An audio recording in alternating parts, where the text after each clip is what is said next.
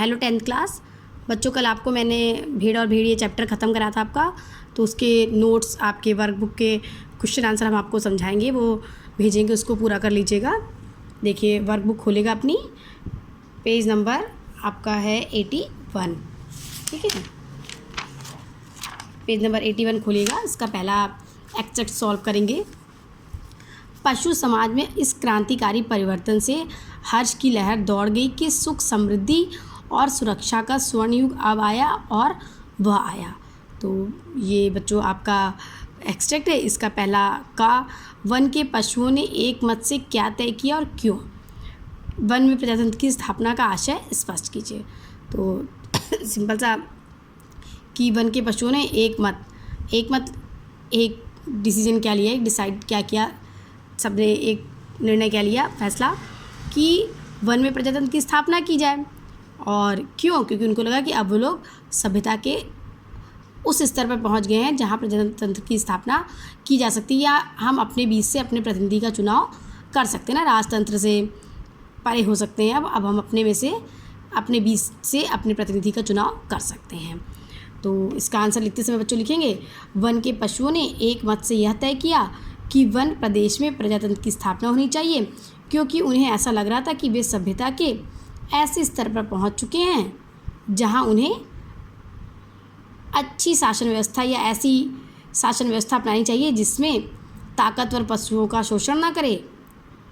One में प्रजातंत्र की स्थापना का आशय ऐसी शासन व्यवस्था से जिसमें पशुओं द्वारा चुने गए प्रतिनिधियों का शासन हो। ये 3 पार्ट में आपके आंसर पूछे गए हैं, तो 3 पार्ट में इसका आंसर आपको लिखना है, ठीक है। फिर बच्चों इसी का दूसरा आपका है, क्रांतिकारी परिवर्तन का प्रयोग किस संदर्भ में किया गया है? स्पष्ट कीजिए। तो क्रांति बहुत तेज़ी से आने वाले फेरबदल या बदलाव के बारे में क्रांति शब्द का प्रयोग किया जाता है। बदलाव, एक बदलाव बड़ा सा। तो क्रांतिकारी परिवर्तन का प्रयोग वन प्रदेश की पूरी शासन व्यवस्था में तीव्रता के साथ होने वाले फेरबदल या बदलाव के लिए किया गया है, अर्थात वहाँ प्रजातंत्र की स्थापना के लिए किया गया है, जो कि पहली बार होने वाली थी।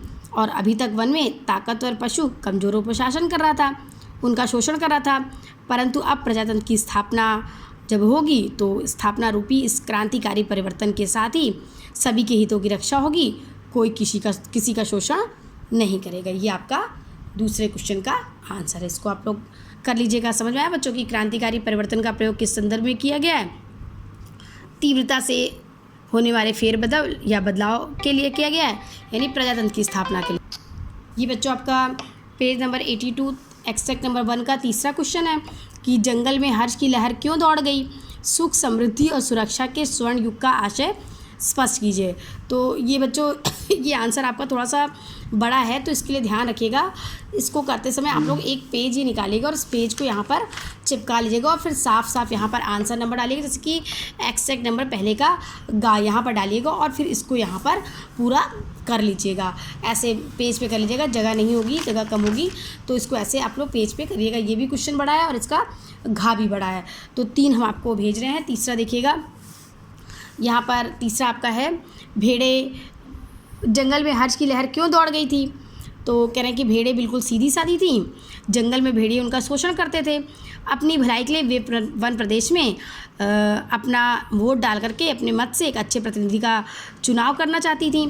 इसीलिए जंगल में जब प्रजातंत्र की स्थापना रूपी क्रांतिकारी परिवर्तन की बात उन्होंने सुनी तो जंगल में हर्ष की लहर दौड़ पड़ी। क्यों हर्ष की लहर दौड़ पड़ी बच्चों? की भेड़ों को लगा कि अब भेड़िए जो हैं अब उनका शोषण नहीं करेंगे और भेड़ों का अच्छा युग अब आ जाएगा, कोई उनका शोषण नहीं करेगा, वो अपने हिसाब से अपना जीवन जी सकेंगी, ठीक है।